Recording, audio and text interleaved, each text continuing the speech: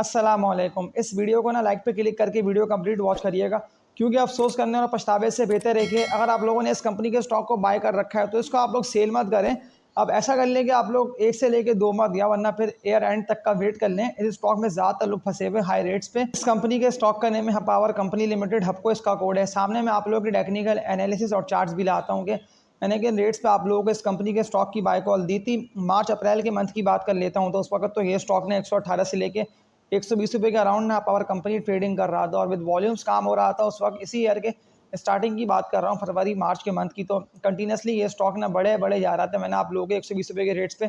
Continuously कहा था कि आप लोग इस कंपनी के स्टॉक को बाय करें। इससे मुझे बिल्कुल तेज़ी और बुलंद दिखाई दे रहा है। तो फिर ये 23 और मजीद बढ़ा, यानी कि अपने सारे रेजिस्टेंस एरियाज़ को ना पावर कंपनी के स्टॉक ने ब्रेक करा और 23 से इससे ऊपर निकला। लेकिन फिर ये जो स्टॉक था ना आके फंस रहा, वो इसके ये रेट्स से बने हुए जो कि इसके 160 रुपये से लेकर ना 165 168 रुपये तक के रेट्स थे। इस रेट पे ना वॉल्यूम ना बनने की वजह से ये कंपनी का स्टॉक बार बार ना आके रेस्ट हो रहा था, यानी कि कोई भी ऐसी ना न्यूज़ें भी थी जिस वजह से ये स्टॉक ना बढ़ नहीं पा रहा था। जुलाई जून के मंथ की बात कर रहा हूँ। फिर प्रॉफिट टेकिंग की वजह से ना ये स्टॉक गिरता ही रहा, यानी कंटिन्यूसली सेलिंग प्रेशर ने इस कंपनी के स्टॉक में बढ़ा। तो 2 हफ्ते पहले की बात कर लेता हूँ, तो जब ये स्टॉक मजीद तेजी से गिरना स्टार्ट हुआ, यानी कि अपने मजबूत सपोर्ट लेवल 138 रुपये को भी हब पावर कंपनी ने ब्रेक करा, तो फिर ज़्यादा लोग इस कंपनी के स्टॉक में ना फंस गए। लेकिन उससे पहले इसने डिविडेंड भी अच्छा दिया। इसके अलावा डिविडेंड की हिस्ट्री तो इस कंपनी की है अच्छी, इसलिए कि रिजल्ट्स भी कंपनी के अच्छे आ रहे होते हैं, जिसमें कंपनी की ना अर्निंग्स बड़ी रही होती है। लेकिन सिर्फ गर्दिशी कर्जे सर्कुलर डेट के गिर्द घूमती है कंपनी है। तो ज़्यादातर जो कंपनी से ना PSO,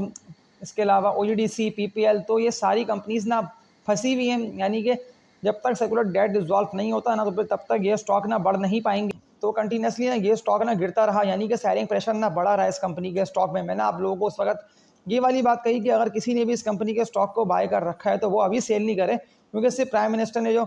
न्यूज़ ब्रेक हुई थी ना कि अगर आप लोग टैरिफ्स कम नहीं करते हैं तो फिर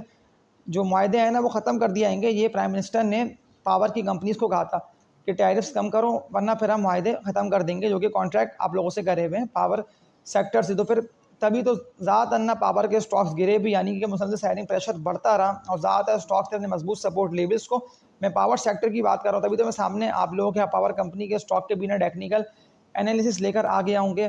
ये इन रेटों पे अभी ट्रेडिंग कर रहा है। यानी कि इस कंपनी के स्टॉक के तो मजबूत जो लेवल्स बने हुए हैं ना, वो तो इससे 115 रुपये से लेकर 110 रुपये तक के बने हुए हैं। लेकिन फिर जो लेवल्स इस कंपनी के स्टॉक ने ब्रेक करे ना, वो तो ये इसका लास्ट लेवल बना हुआ था, जो कि सामने मैं आप लोगों के इस कंपनी के स्टॉक के ना चार्ट्स भी लेके आ रहा हूँ। तो 140 रुपये तक के ये रेट्स थे हब पावर कंपनी के स्टॉक के। और फिर जैसी हब पावर कंपनी ने 140 रुपये के रेटों को ब्रेक किया, तो ज़्यादातर लोगों के सवाल तो कंटिन्यूसली ना आते रहे कि हम इस कंपनी के स्टॉक में ना फंसे हुए, हमें लॉस हो रहा है, हमें इतने लाख का लॉस हो रहा है, हमें इतने करोड़ रुपए का इस कंपनी के स्टॉक में लॉस हो रहा है। क्योंकि ज़्यादातर लोगों ने ज़्यादा क्वांटिटी में, यानी कि ज़्यादा वॉल्यूम के साथ ना इस कंपनी के स्टॉक को बाय करा था। जिस वक्त ये स्टॉक था ना बढ़ रहा तेज़ी से, यानी कि अपने मजबूत लेवल के बाद ये स्टॉक तो ऊपर से ऊपर ही निकल रहा था, और वो इसके यही रेट बने हुए थे। जब मैंने आप लोगों को भी एक बाय कॉल दी थी कि लाजमी इसको बाय कर लें, ये 130 रुपये के रेट्स पे ट्रेडिंग कर रहा है उस वक्त। तो मई के मंथ की बात कर रहा हूँ, इसी ईयर की। तो फिर 130 रुपये से कितना तेज़ी से ये स्टॉक में शार्प अपवर्ड आया, और ये तेज़ी से निकलता हुआ फिर 160 रुपये के लेवल्स को भी ना ब्रेक करते हुए 169 रुपये तक पहुंचा। लेकिन फिर ये गिर ही रहा था प्रॉफिट टेकिंग की वजह से। तो ज़्यादातर फिर म्यूचुअल फंड्स भी इस कंपनी के स्टॉक में एंटर हो चुके थे इन रेटों पे। फिर उन लोगों ने सेल किया, high worth individuals, foreign corporates और ख़ास तौर पे फॉरेनर्स की सेलिंग ना इस कंपनी के स्टॉक में चली रही है। लेकिन अब ऐसा लग रहा है कि सेलिंग जो है ना वो एब्जॉर्ब हो चुकी है। यानी कि इसके मैं लास्ट डे की ट्रेडिंग की बात कर लेता हूँ। सामने तो चार्ट्स आप लोगों के आ रहे हैं पावर कंपनी के स्टॉक के हवाले से। तो ये तो अभी जाके रुका है, यानी कि जो इसके रेट्स बने हैं रुकने के, वो इसके बने हैं 118 रुपये से लेके ना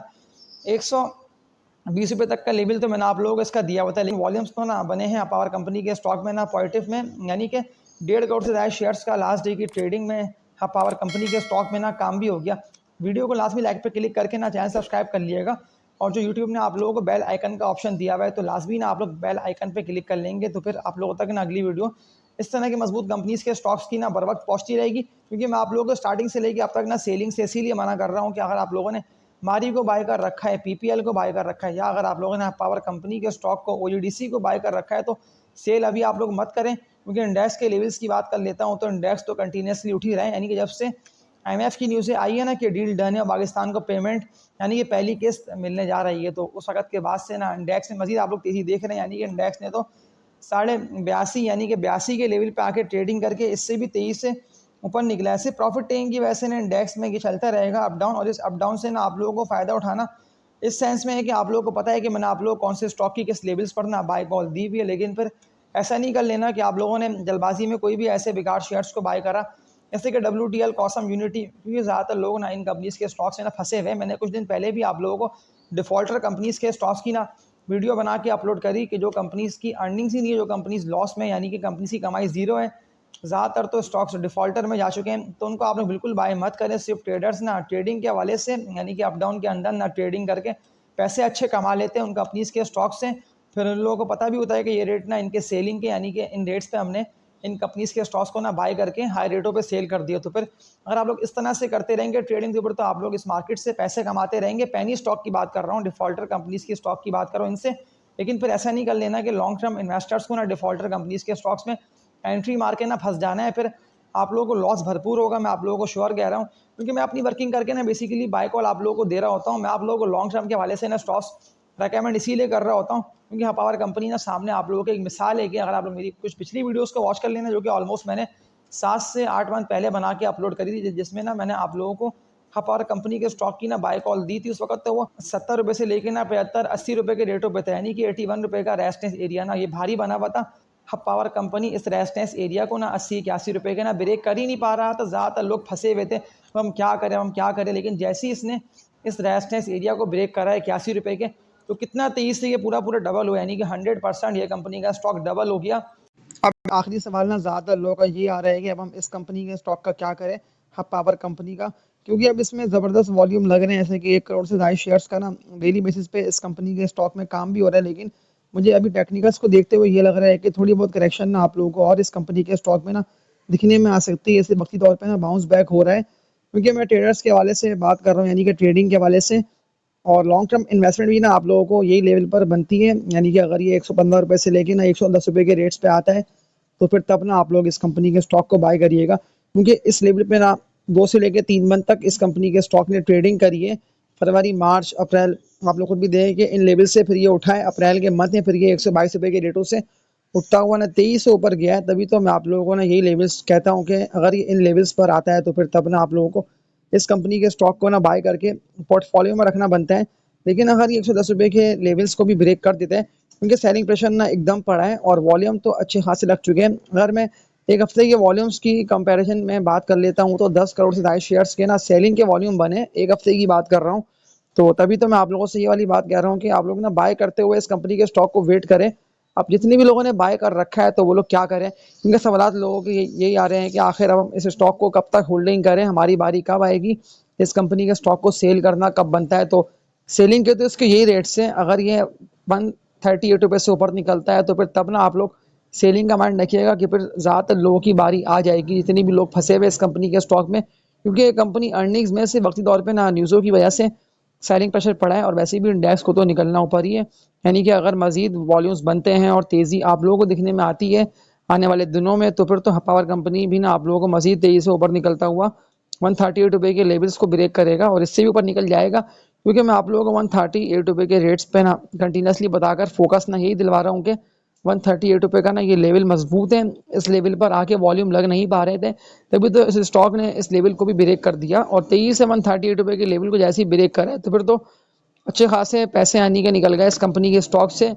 लेकिन सिर्फ न्यूज़ों की वजह से ये स्टॉक ना प्रॉफिट टेकिंग की वजह से गिरता चला गया है, लेकिन आने वाले दिनों में ना आप लोगों को ये स्टॉक बिल्कुल उठता हुआ और ऊपर जाता हुआ दिखाई देगा। लेकिन जो बात मैं आप लोगों से कह रहा हूँ ना, आप लोगों को होल्डिंग करके रखना है, आप लोगों को सेल नहीं करना, भले कोई कुछ भी कहता रहे, क्योंकि ज़्यादातर लोग ना नेगेटिव बातें कर रहे हैं इस कंपनी के हवाले से कि अब तो ये स्टॉक ना बढ़ नहीं पाएगा, और अब तो मुमकिन है कि ये स्टॉक ना 50-55 रुपये या 60 रुपये पे चला जाए। देखिए ऐसा बिल्कुल भी नहीं होगा कि ये पावर कंपनी ना 100 रुपये का लेवल ना ब्रेक कर दें, क्योंकि मैं 100 रुपये पे ना आप लोगों को इसीलिए कह रहा हूँ कि ये ब्रेक नहीं करेगा, क्योंकि इस लेवल के बाद तो इस कंपनी के स्टॉक में तेज़ी आप लोगों को दिखने में आई थी, यानी कि ये स्टॉक ना 100 रुपये के बाद तो उड़ता हुआ यानी कि ऊपर निकला, और 1-1 करोड़ के वॉल्यूम लगे हैं इस कंपनी के स्टॉक में। लेकिन सेलिंग के वॉल्यूम सिर्फ इस वजह से लगे हैं कि फॉरनर्स ने इस कंपनी के स्टॉक को ना सेल करा है। तभी तो जो बात मैंने आप लोगों से तकरीबन 3 दिन पहले मैंने एक वीडियो बना के पावर कंपनी की ना अपलोड की थी, तो मैंने ना आप लोगों से ये वाली बात की थी कि अगर आप लोगों ने इस कंपनी के स्टॉक को बाय कर रखा है, तो आप लोग सेल मत करें। अगर मैं इसी कंपनी के अगेंस्ट एक कंपनी के स्टॉक आप लोगों को दिखाऊं ना, इसका नेम है सासगार इंजीनियरिंग, वर्क्स लिमिटेड साजियो इसका कोड है। तो साजियो की भी ना मैंने आप लोगों के नेट से बाय कॉल दी थी और कितना तेजी से ये स्टॉक फिर ऊपर निकला, यानी कि प्रॉफिट टेकिंग की वजह से ये स्टॉक थोड़ा बहुत गिरा रेस्ट हुआ है, लेकिन फिर तेजी से ऊपर निकलता हुआ ना सासगार ने 1200 रुपये तक का हाई लगा दिया। तो फिर ज़्यादातर लोग ना नेगेटिव बातें सासगार के हवाले से भी कर रहे थे कि ये तो नहीं बढ़ेगा, यानी कि 370 रुपये के बाद तो लोगों ने नेगेटिव बातें की सासगार के हवाले से, और 370 रुपये से भी ना ये स्टॉक 1000 रुपये से भी ऊपर चला गया। वो इसलिए कि कंपनी थी ना अर्निंग्स में, जिस तरह से जो भी कंपनी अर्निंग्स में होगी ना, भले वो छोटा स्टॉक हो या वो बड़ा स्टॉक हो, देखिए बड़ा स्टॉक तो फिर इस सेंस में मैं आप लोगों को कह रहा हूँ कि वो ज़्यादातर ना लोगों ने अपने पोर्टफोलियो में लगा के रखा हुआ होता है, और म्यूचुअल फंड्स और हाईवर्थ इंडिविजुअल्स ने भी उस स्टॉक को ना बाय कर रखा होता है। तभी तो आप लोग खुद भी देखते हैं ना कि स्टॉक में लगते हैं वॉल्यूम्स, और तेज़ी दिखने में आती है कि एकदम शार्प आता है बुल्लन, क्योंकि इंडेक्स भी कितना तेज़ी से यानी कि बढ़ा। ज़्यादातर लोगों ने ना, मैं आप सबसे बात कर रहा हूँ कि आप लोगों ने मेरी पिछली वीडियोस को ना वॉच नहीं करा, क्योंकि मैंने इंटरेस्ट रेट कम वाली भी बना के अपलोड की थी कि इंटरेस्ट रेट तो कम हो रहा है और कौन कौन सी कंपनीज़ हैं, इन कंपनीज़ को फ़ायदा हासिल होगा और किन कंपनीज़ की इंटरेस्ट रेट का ना कम होना ये सही नहीं है। तो अगर आप लोग मेरी उस वीडियो को भी वॉच कर लेंगे तो अच्छा खासा ना आप लोग समझ जाएंगे इस मार्केट को भी, क्या मार्केट ना आने वाले दिनों में किस तरह परफॉर्म करेगी और डायरेक्शन मार्केट मार्केट की क्या होगी। क्योंकि ज़्यादातर लोग फिर ऑल टाइम हाइस पे ना स्टॉक को बाय करते हैं, यानी कि वो रेट आखिरी होता है, उसके बाद तो फिर स्टॉक में तेज़ी बिल्कुल भी दिखने में नहीं आती है, यानी कि बस सेलिंग के वॉल्यूम बनते हैं। अब ज़्यादातर स्टॉक्स में ना लोग हाई रेट्स पे ना बाय करके फंसे हुए हैं, क्योंकि मैंने KC 100 के आप लोगों को हाई वेट स्टॉक्स की बाय कॉल दी है। तो वो ADC को लोगों ने 157 158 रुपये के रेट्स पे, PPL को लोगों ने 133 134 रुपये के रेट्स पे, और इस तरह से ज़्यादातर स्टॉक्स को ना लोगों ने अच्छे खासे यानी कि बड़े हुए रेट्स पे ना बाय करके पोर्टफोलियो में रख बैठे हैं। तो अब वो लोग परेशान हैं। देखिए परेशानी का वक्त ना इस सेंस में नहीं है, और मैं आप लोगों को अभी स्टॉक को सेल भी करने का ना इसीलिए नहीं कह रहा हूँ कि मुझे पता है ना कि कौन कौन से स्टॉक बढ़ेंगे और कौन कौन से स्टॉक्स जाएंगे ऊपर, क्योंकि टेक्निकली ना आप लोग खुद भी देख रहे हैं कि मार्केट ना बाउंस बैक कर रही है। तो इसीलिए कि अगर इंडेक्स नीचे भी आता है ना प्रेशर की वजह से, तो बहुत सारी न्यूज़ें आती हैं और इंडेक्स को ना बढ़ा के ऊपर ले आती है। आप लोग खुद ही देखे ना कि इंडेक्स 77 पे आके ट्रेड करता रहा। मैंने आप लोगों को कंटिन्यूसली कहा कि 77 के लेवल को इंडेक्स नहीं ब्रेक करेगा। वो इसलिए नहीं ब्रेक करेगा कि बहुत सारी पॉजिटिव न्यूज़ हैं, जिसमें एक न्यूज़ है वो इंटरेस्ट रेट का कम होना है। ये बिल्कुल इंटरेस्ट रेट कम होगा, क्योंकि इन्फ्लेशन भी कम हो रही है और पेट्रोल जिस तरह से कम हुआ, तो ये सब ने ये सारे यानी कि पॉजिटिव साइंस थे। तो फिर इस साइंस के बाद तो आप लोगों ने खुद भी देख लिया कि जब साइन इंसान को मिल जाते हैं तो फिर तो इससे यानी कि डायरेक्शन मार्केट की क्लियर भी हो रही होती है, और ज़्यादातर लोग समझ भी रहे होते हैं कि अब मार्केट किस सिम जाएगी। तो इस तरह से स्टॉक भी ना उस तरह ही परफॉर्म कर रहे होते हैं, यानी कि न्यूज़ें आती रहती हैं, रिजल्ट्स आते रहते हैं कंपनीज़ के, और फिर कंपनीज़ के जो स्टॉक प्राइस है ना वो उस तरह से परफॉर्म कर रहे होते हैं। यानी कि अगर कंपनी डिविडेंड वगैरह देगी और बोनस शेयर्स देगी, जैसे कि मारी ने अच्छे रिजल्ट्स दिया, डिविडेंड भी लोगों को मिला, बोनस शेयर्स भी आज क्रेडिट होगा, यानी कि इस तरह से तो अब मारी की बात कर रहा हूँ तो वो बहुत अच्छा स्टॉक बन चुका है, यानी कि लॉन्ग टर्म 1.5-2 साल की इन्वेस्टमेंट के लिए तो मैं श्योर आप लोगों को कह रहा हूँ कि वो 1000 रुपये से ऊपर जाएगा। मैं वर्किंग कर रहा हूँ, मैं आप लोगों को कल एक वीडियो ना मारी की बना के अपलोड कर दूंगा, तो लाजमी आप लोग उस वीडियो को भी वॉच कर लिएगा। उससे आप लोगों की मार्केट डायरेक्शन और क्लियर होगी, और ख़ास तौर पे मारी का आप लोगों को पता भी चलेगा कि स्टॉक क्यों गिरा, यानी कि 3700 रुपये वाला मारी जो है वो 400 रुपये कैसे हो गया। तो यानी कि 408 रुपये तक तो ये आ गया, 410 रुपये तक, लेकिन थोड़ा बहुत ही और करेक्शन लेगा। मैं श्योर आप लोगों को इसलिए कह रहा हूँ कि टेक्निकल करेक्शन तो स्टॉक्स में आ रही है, लेकिन कंपनी की अर्निंग्स और बायर्स के इंटरेस्ट की वजह से, यानी कि बायर्स ने नज़रों में रखे हुए स्टॉक्स, तो तब वो स्टॉक्स ना तेज़ी से ऊपर निकल जा रहे हैं और फिर लोग उनको बाय कर रहे हैं ऑल टाइम हाइस पे। जिस तरह मैंने आप लोगों को देखें अभी इस कंपनी के स्टॉक की बाय कॉल जो दी है ना, तो मैंने कुछ लेवल्स आप लोगों को दिखा दिए बेसिकली, क्योंकि ज़्यादातर लोग फंसे हुए हैं ना पावर कंपनी के स्टॉक में, तो वो लोग सवाल मुझसे कर रहे थे कि अब हम क्या करें। लेकिन मैं आप लोग कमेंट्स के रिप्लाई ना टाइमली इसीलिए कर रहा होता हूँ कि कोई भी सवाल आप लोगों का हो तो वो सवाल के आंसर ना मैं आप लोगों को दे भी सकूं। लेकिन फिर एक सवाल को ना दोहराना बार बार तो ये सही नहीं है, क्योंकि मेरी कुछ पिछली वीडियोस में ना आप लोगों के कमेंट्स के रिप्लाई मैं कर चुका हूं, क्योंकि लोग सवाल कर रहे थे पावर कंपनी के हवाले से, और ज़्यादा सवाल जितने भी लोगों ने कमेंट सेक्शन में करे हुए होंगे ना स्टॉक के हवाले से, तो फिर मैं नेक्स्ट जो उस कंपनी के स्टॉक का आप लोगों को बताऊँगा लाजमी। अब आप लोगों को ये करना है कि आप लोगों को कमेंट्स में सिर्फ कमेंट सेक्शन में ना कंपनी का नेम लिख के क्वेश्चन लिख देना है, यानी कि बिलफर्स कोई भी यानी कि स्टॉक का आपको पूछना हो ना मुझसे, तो आप लोग फिर कमेंट सेक्शन में उस कंपनी के स्टॉक का नेम लिख के क्वेश्चन लिख के ना क्वेश्चन मार्क डाल दें। तो इससे ये हो जाएगा कि मैं समझ जाऊँगा कि आप लोगों को इस कंपनी के स्टॉक का पूछना है और ये सवाल आप लोग मुझसे कर रहे हैं, क्योंकि मैं शुरू से लेकर अब तक आप लोगों को कंटिन्यूसली स्टॉक की बाय कॉल भी देता आ रहा हूँ, आप लोगों को बता भी रहा हूँ, आप लोगों को समझा भी रहा हूँ, आप लोगों को लेवल्स तक दिखा रहा हूँ स्टॉक के। लेकिन अगर किसी को उस तरह के यानी कि स्टॉक को बाय करना है ना, कि जो कंपनी डिविडेंड्स भी दे रही होती है, क्योंकि ज़्यादातर लोगों के सवाल आए हुए थे कि डिविडेंड पेइंग कंपनी के स्टॉक का बताएं, हमें डिविडेंड पेइंग कंपनी के स्टॉक को बाय करना है। तो सर मैं एक कंपनी की आप लोगों को बाय कॉल देता हूँ, ईफट। इस कंपनी के स्टॉक का नेम है एंग्रो फर्टिलाइजर्स लिमिटेड। तो 190 रुपये के रेट्स पे ये स्टॉक ट्रेडिंग कर रहे हैं। मैं आप लोगों को 200 रुपये से ऊपर का टारगेट मैं इसका उस वक्त से देता हुआ आ रहा हूँ कि जब ये इस रेजिस्टेंस एरिया के बाद ना ड्रिल करके 145-148 रुपये यानी कि 150 रुपये के अराउंड ट्रेडिंग कर रहा था। मैंने तब आप लोगों को कहा कि आप लोगों को अगर ईफट को बाय करना है तो लाजमी बाय करें, लेकिन फिर ये नहीं करना कि आप लोगों ने इसको सेल कर दिया और फिर आप लोग बैठे रहें कि अब हम क्या करें। लेकिन ये वही कंपनी का स्टॉक है। अगर मैं इसकी पे आउट की हिस्ट्री की बात कर लेता हूँ ना ईफट की, तो क्वार्टरली कंपनी के डिविडेंड्स अच्छे हैं, यानी कि पे आउट्स अच्छे हैं, 3 रुपये, 8 रुपये, 8 रुपये, 6 रुपये, यानी कि ये डिविडेंड्स जितने भी लोगों ने इस कंपनी के स्टॉक को लॉन्ग टर्म यानी कि सालों से बाय करके रखा हुआ है, तो उन लोगों को पता है कि डिविडेंड्स कितने अच्छे यानी कि ईफट दे रहा होता है हर क्वार्टर में। लेकिन फिर ट्रेडर्स भी इस कंपनी के स्टॉक में एंटर होते हैं यानी कि वैल्यूएशन को देखते हुए। अब वैल्यूएशन की बात कर रहा हूँ तो मैंने वैल्यूएशन पे ना कुछ वीडियोस बना के अपलोड करी हुई है कि कौन कौन से स्टॉक्स में कितनी यानी कि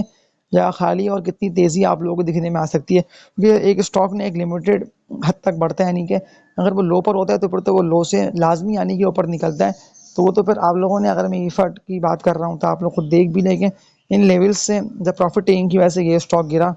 और उस वक्त तो गैस की भी कीमत ना बढ़ रही थी, तो 155 रुपये के बाद तो फिर इस स्टॉक में तेज़ी आप लोगों को दिखनी में 160 रुपये, फिर 170, 180, 190, यानी कितना तेज़ी से ये स्टॉक बढ़ता हुआ ऑल टाइम हाइस पे जाके ट्रेड कर रहा है। तो बिल्कुल ये 200 रुपये से भी ना ऊपर निकलेगा। और फिर सवाल ये मत करिएगा कि अब हम क्या करें, ईफट का कहाँ बाय करें, किन लेवल्स पर इस कंपनी के स्टॉक की होल्डिंग बनती है। देखिए मैं एक बात सिर्फ ये कह दे रहा हूँ आप लोगों को, और इस वीडियो को भी ना एंड करता हूँ क्योंकि वीडियो लॉन्ग हो गई है, लेकिन इस लॉन्ग वीडियो से ना फ़ायदा आप लोगों को हासिल होगा। मैं श्योर आप लोगों को ये वाली बात कह रहा हूँ कि जो स्टॉक के मैंने आप लोगों को लेवल्स दिखा के बाय कॉल दे दिए ना, तो सिर्फ सेक्टर स्विचिंग और स्वैपिंग की वजह से ना मौके तो आप लोगों को मिलेंगे, लेकिन फिर अगर किसी कंपनी के रिजल्ट्स आएंगे ना अच्छे, तो वो तो बहुत तेज़ी से आने के ऊपर निकलेगा। तो इसकी मिसाल से वो सिर्फ KC 100 आप लोगों के सामने है कि इंडेक्स कितना तेज़ी से यानी कि निकला। अब तो 82 के लेवल को भी ना इंडेक्स ने ब्रेक करा। लोग सवालात में कमेंट सेक्शन में कह रहे थे कि इंडेक्स ना नहीं ब्रेक करेगा 82 के लेवल्स को। इंडेक्स ने 82 के लेवल्स को ब्रेक करा, 83 तक गया, तो अब ये बिल्कुल ऊपर जाएगा, यानी कि ईयर एंड तक तो मैं आप लोगों को 88 से लेकर ना 90 तक के टारगेट्स दे चुका हूँ। तो ये बिल्कुल 90 तक जाएगा और 90 से भी ना बिल्कुल तेज़ी से ऊपर निकलेगा। तो लेवल वाइज मार्केट में काम हो रहा है और इस लेवल और इन लेवल्स को ना देखते हुए आप लोगों को समझना भी है, क्योंकि अप डाउन के अंदर तो मौके बिल्कुल आप लोगों को मिल रहे हैं। लेकिन जिन लेवल्स की मैं आप लोगों से बात कर रहा हूँ ना, तो बेसिकली सपोर्ट लेवल्स हैं, और सपोर्ट लेवल्स तो आप लोग खुद भी देख रहे हैं कि निचले लेवल्स पर बने हुए हैं, और निचले लेवल्स पर तो आप लोग खुद भी देख रहे हैं कि स्टॉक्स आते हैं और बाउंस बैक करके बिल्कुल तेज़ी से ऊपर निकलते हैं और उठते हैं। तो ऊपर निकलते हैं तो फिर ऊपर उनके कुछ बने हुए रेजिस्टेंस एरियाज़, लेकिन उन रेजिस्टेंस एरियाज़ को ना स्टॉक ब्रेक नहीं कर पाते हैं, और स्टॉक ऐसे एरिया को जब ब्रेक नहीं करेगा तो फिर तो इन दी एंड ये होता है कि प्रॉफिट टेकिंग की वजह से ना स्टॉक गिरता है और फिर ड्रिल होता है। तो इस वीडियो को एंड करता हूँ। लास्ट बात मैं यही कह दे रहा हूँ कि आप लोग टॉप वॉल्यूम लीडर्स को देखते हुए ना स्टॉक को बाय मत करिएगा, लेकिन टॉप वॉल्यूम लीडर्स में जो अगर मजबूत कंपनी का कोई भी स्टॉक आता है तो फिर आप लोगों को उसको बाय कर लेना है, लेकिन फिर